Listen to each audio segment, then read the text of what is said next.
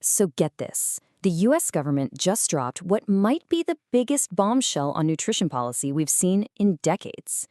They've taken the food pyramid, the one we all learned in school, and completely flipped it upside down. Yeah, they're totally rewriting the rules on how we're supposed to eat. All right, so here's how we're going to break it all down. First, we'll look at the health crisis that even got us here. Then we'll talk about that old food pyramid and what went wrong. We'll dive into the big flip, the new rules, what the experts are arguing about, and most importantly, what this actually means for you.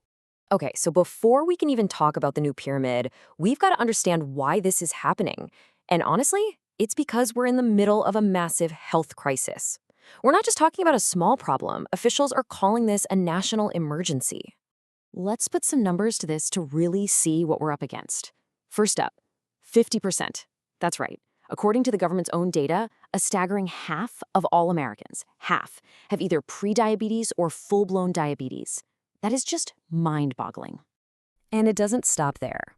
The next number is 75%. That's the percentage of adults in the US who say they have at least one chronic health condition. 3 out of every 4 adults. Wow. And here's the one that really hits home for everyone's wallet. 90%. A massive 90% of all our healthcare spending goes towards treating these chronic diseases. And so many of them are directly tied to what we eat. It's an enormous financial drain. So, you look at those numbers and you have to ask, right? How on earth did we get so off track? And could the very advice we were given about food have been part of the problem? All right, let's talk about the OG, the old food pyramid. I mean, we all remember it, right? It was plastered on classroom walls, in doctors' offices. It was the guide. But here's the kicker. The new guidelines basically say that system wasn't just a little off, it was fundamentally flawed. And they are not holding back. The official government site for this new plan says, and I'm quoting here, "For decades, we've been misled by guidance that prioritized highly processed food." Misled. That's a really strong word. They're basically saying the old advice pushed us towards the very things that made us sick. So, what's the solution? Well, they're calling it a historic reset. This isn't just a little tweak, it's a full-on revolution. They want to tear down the old system and build something completely new. And the whole thing is built on one super simple idea. Let's put real food first. That's it. That's the mantra. And this right here shows you the biggest change in thinking. The old way, it was all about grains at the bottom, bread, pasta, rice. The new philosophy, it's all about protein. Make protein the star of the show. Just look at this. It's wild. They literally took the old pyramid and flipped it on its head. So now, the biggest part, the foundation, is protein, dairy, and healthy fats. Then come your veggies and fruits, and way down at the tiny little point at the bottom, that's where you find whole grains. Okay, so what does eating real food actually mean in practice? Like, what are the new rules? Let's dig in.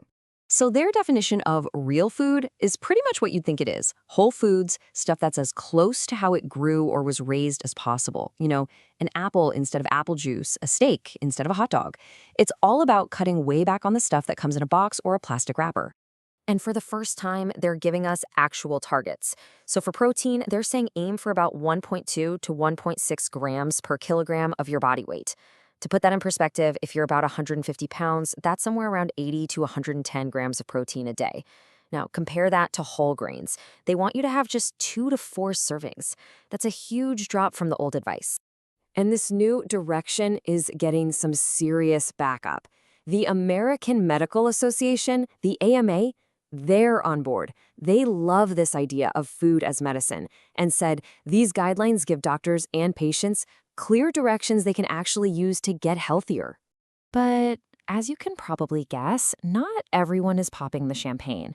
This whole thing is pretty controversial, and it's really important we look at some of the pushback from other experts in the field. And one of the biggest critics is Marion Nestle. She's a huge name in nutrition, a professor at NYU, and she did not hold back. She called the new guidelines, and I quote, muddled, inconsistent, contradictory, ideological, and very retro. She basically thinks this is a huge step in the wrong direction. So what are her main problems with it? Well, first, she says the advice just doesn't add up. Like, how can you tell people to eat more red meat and full-fat dairy, but also tell them to limit saturated fat? It's kind of hard to do both. Second, she says this whole emphasis on protein is just overkill. Most of us already eat way more protein than we need. And finally, a really big one. She points out that pushing for more beef and dairy completely ignores the huge impact that has on the climate. And it's not just the critics. Even groups that kind of like the new direction, like the American Heart Association, have some serious concerns. They're worried that telling people to eat more red meat could make them blow past the limits for things like sodium and saturated fat. They're still saying, hey, for heart health, you probably want to stick with low-fat dairy and leaner plant-based proteins. Okay, so after all of that, the policy, the arguments, the back and forth, what does this actually mean for you? What should you be thinking about the next time you're at the grocery store? When you cut through all the noise, the core message is actually pretty simple. It boils down to 3 things. 1, put protein at the center of your meals. 2, pick whole foods whenever you can, stuff that doesn't have a long ingredients list. And 3, seriously cut back on the processed stuff, especially things with tons of added sugar and refined carbs. Which leaves us with the billion-dollar question, doesn't it? Is this big shift back to real food the answer we've been looking for to fix our health crisis? Or, as the critics worry, is it just a confusing step in a totally new, unproven direction? I guess only time will tell.